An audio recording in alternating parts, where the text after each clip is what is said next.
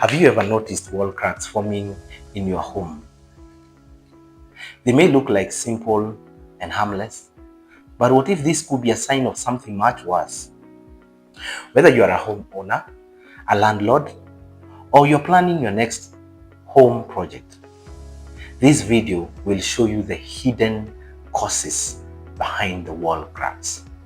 It also helps you to differentiate between a simple cosmetic blemish and a real structural threat. My name is Sam Onyeke. I'm your building consultant. So stick with me so that you can be able to get tips on how to be able to mitigate from these dangers of wall cracks. I'll start by sharing a story that happened to me some 2 years back. A lady approached me and she wanted me to come and inspect a building unit she was planning to buy. It was a unit in an apartment block. It was not only one block, but there were several other similar blocks in that particular area. She was in the process of purchasing the unit and she had already made a commitment. And now the final payment was being processed and they were towards the tail end of the deal. What ensued is that when I went to inspect that particular unit, I got permission from the management, and when I inspected that unit, indeed, she had noted some cracks in the walls of that particular unit.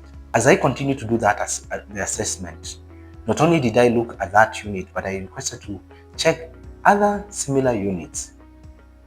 And then I also inspected the building also from the bottom. Some shocking surprises and results that I got forced me to check other blocks, and to my surprise, the same wall cracks, the same cracks that had formed in that particular block were forming in the other blocks. When I reported to her of my concern about the cracks, she was forced to cancel the deal, and it saved her from whatever was lying ahead of her. Now, I want to share with you some 6 common wall cracks and how you can be able to know whether they are severe or the degree of their severity. The first wall crack that I want to talk about is what we call the hairline crack. The hairline crack forms in a haphazard manner. It can form from the corners of the windows, the doors, but it doesn't have a particular pattern. We usually regard them as surface cracks, and they could actually be on the plaster or the paint only. Normally, these cracks are formed as a result of temperature changes, and their severity is usually low. However, I would request that if you can have proper monitoring of these particular cracks. And how to remedy this, you can simply paint the room or redo the plaster, but as you do so, ensure you are monitoring these cracks. Now, the second type of crack that I will talk about is the vertical crack. The vertical crack starts from the top down. Normally, where do you find these kind of cracks? One of the areas that you'll find this kind of crack is where the column and the wall connecting. There's usually a straight joint between them. And normally it would happen, especially if the column was cast first and then the wall was done later. So there was no proper bonding. It could be as a result of hoop iron. The wall cracks can also form even at the middle of the wall. But what are some of the other causes? Number 1 is the settling of the soil. 2, it could be as a result of poor stones that were used in the construction. Number 3, it could be because of poor workmanship. Say, for example, that the people who built that wall, they did not stagger the joints. They rather created a straight joint somewhere, which becomes a weak point of your wall. And how do you differentiate between one that is serious or not serious? If the vertical crack is thin, could be an indication that this may not be a very serious thing. Perhaps it could be just because of the normal settling of the house. This kind of crack also forms where there is an old structure connecting to a new structure, where there was an extension. And as the new building is settling, then a crack can easily form. Some of these settling we treat them as normal. It's normal for a building to settle, but to a particular degree. But when the cracks are widening, it might require an assessment from a building expert. The third wall crack is the horizontal crack. This can be found at the foundation, where the slab connects with the foundation walls. It can also be found at the joint between the concrete beam and the masonry wall. It can also be located anywhere in the building. And some of the possible causes, again, we'll talk about settling. And this could be in weak soils. Another cause of it, and especially for the joint between the masonry wall and the beam, is because also besides settling, it could be due to uneven expansion and contraction due to temperature changes. These are different kind of materials, and so they expand and contract differently, and that can result to a crack. Lack of use of reinforcing steel or hoop iron in the walls can also bring about wall cracks. Earthquakes, strong winds can also bring about horizontal cracks. If the horizontal cracks are not very thick, they are just very thin, you can continue to monitor them. But however, peradventure that these cracks are widening, it calls for an urgent attention. The thicker the crack, the more severe it is. And this takes me to the fourth kind of crack, which is the diagonal crack. The diagonal crack would be found normally at the corners of the windows or at the corners of the doors, the top. And this is because of the uneven settling, and it can also be as a result of stresses in the building. When there's an overload in the building from the top, corners of doors and the windows, they are one of the weak areas for the wall, and that is where cracks can easily start protruding from. Earthquakes and winds can cause this kind of cracks as well. So to be able to mitigate from the diagonal cracks, one of the things that I will talk about is to be able to ensure that your building is well designed, that your ground has been well compacted.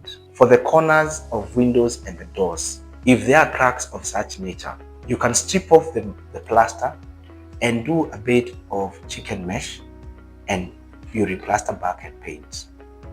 However, if these cracks continue to prevail, I would recommend that you seek consultation from a building expert, and it could be other underlying problems, and you'll be able to determine the real causes of why this is widened. And now to the fifth kind of crack is the stair-step cracks. The stair-step cracks are called so because they look like a staircase. These cracks are formed along the joints of the walls. They are a bit more severe than the other cracks, and especially if they are visible. They could be an indication of a structural failure where settling is intense, where there is an overload of the building forces. There's too much pressure on the walls. It could also be due to earthquakes. It simply means that the wall wants to detach from one another completely, and it happens a bit sudden. These cracks can be rated from moderate, high to serious concern. They start from a weak point and then project to the rest of the area, either going upwards or going downwards. So how to remedy this? I would really recommend that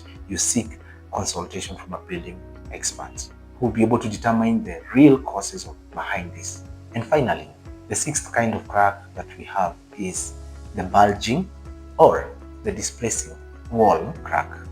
The bulging, where the wall is bulging either outward or inward, or the wall is displacing. Now, that kind of crack is as a result of either a structural failure or due to water pressure. You can see that in boundary walls that are exposed to a lot of horizontal forces, or walls that are actually failing.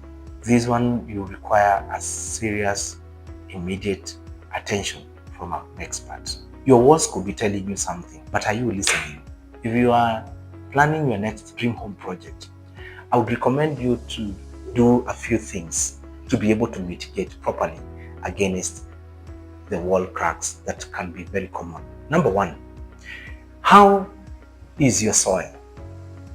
If your soil is weak, or if you are building your home in a slopy area, I can recommend you to do ground beams. Ground beams help to reduce the pressure that comes from down protruding to the top of the building.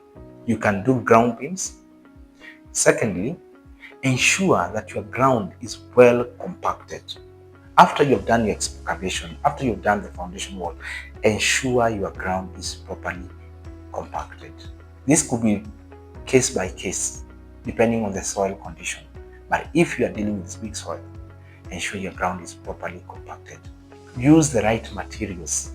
For the foundation of the walls, you can make it wider enough so that it doesn't settle easily. Ensure the connection between the foundation wall and the slab or the ground beam is well done. Use hoop iron. We normally recommend this to be done in alternate courses. Every 2 courses you can use hoop iron. In areas that are prone to earthquakes, to strong winds, you can incorporate columns, the pillars. They are strong in overcoming the horizontal forces, such horizontal forces. Walls are weak when it comes to horizontal forces.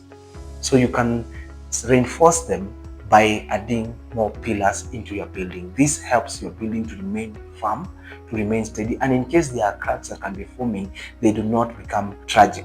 The other thing is that use the right materials. Ensure the joints are staggered, properly staggered. In another video, we'll talk about the details of how you do a wall properly. You can review that video and it will give you details of how to build a wall properly. If you have found these tips to be very helpful, kindly subscribe to receive more of the building tips. Also, share to someone else who can benefit. Could be a landlord or someone who is planning their dream home project. See you next time. Thank you.